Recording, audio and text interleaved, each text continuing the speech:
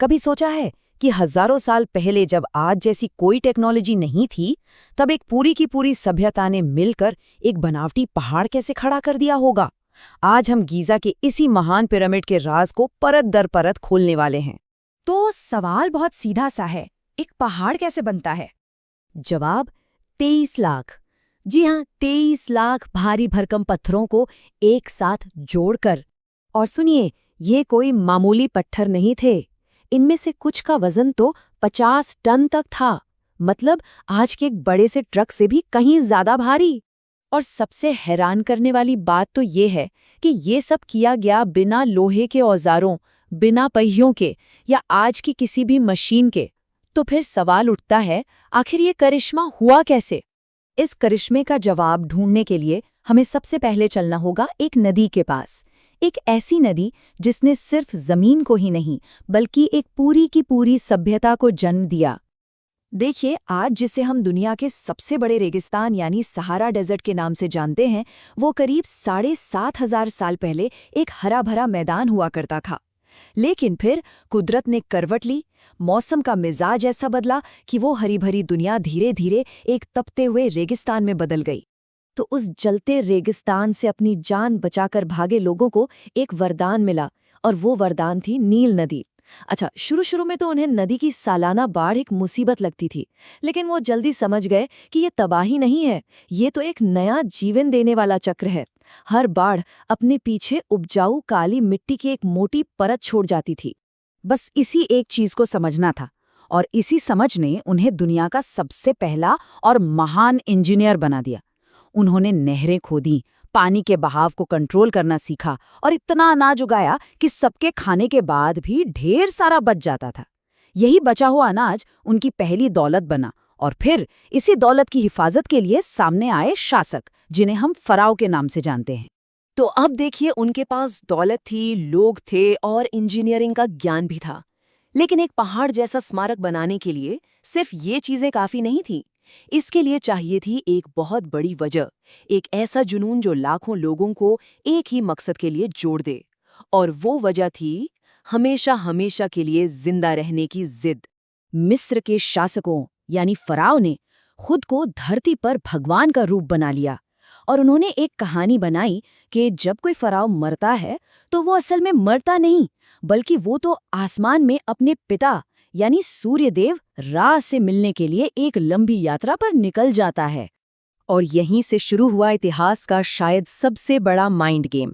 Pharaoh ने अपनी जनता को ये यकीन दिला दिया कि अगर मौत के बाद उनका शरीर सही सलामत नहीं रहा तो सूर्यदेव रा इतने नाराज होंगे कि नील नदी सूख जाएगी, सारी फसलें बर्बाद हो जाएंगी और पूरा का पूरा मिस्र तबाह हो जाएगा।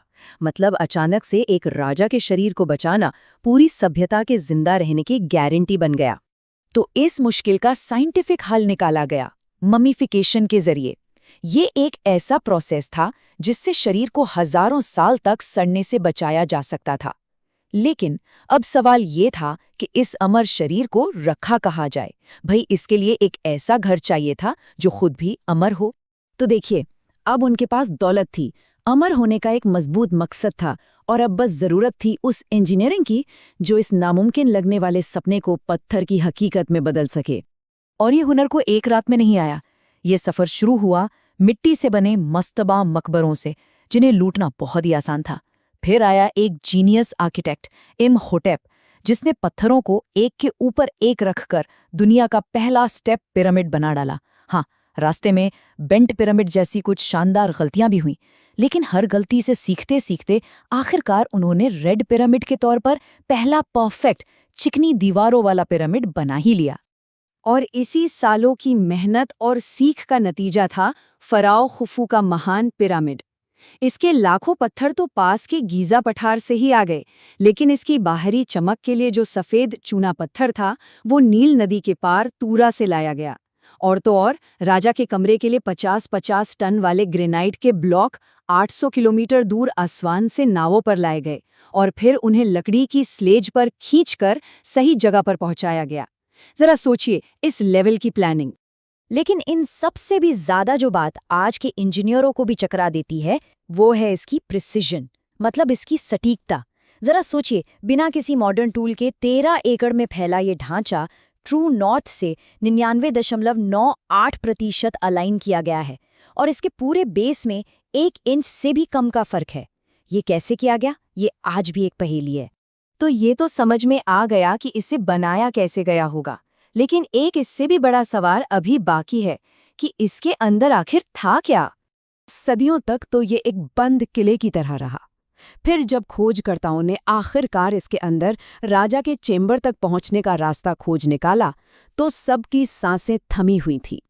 उन्हें पूरी उम्मीद थी कि अंदर उन्हें फराओ की ममी मिलेगी और साथ में बेशकीमती खजाना। मगर अंदर उन्हें मिला सिर्फ एक खाली पत्थर का संदूक, ना कोई ममी, ना कोई खजाना, और तो और दीवारों पर एक अक्षर तक नहीं लिखा था। सब कुछ बिल्कुल खाली, एकदम वीरान। इस हैरानी भरे खालीपन ने नए सवालों और थ्योरीज को जन्म दिया।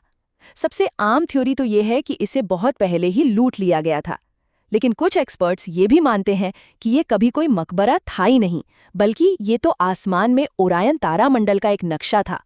और कुछ थ्योरीज तो इसे एक तरह का पावर प्लांट तक बताती हैं। मतलब जितनी मुंह उतनी बातें। इस राज की तह तक जाने के लिए हाल ही में टेक्नोलॉजी की मदद ली गई।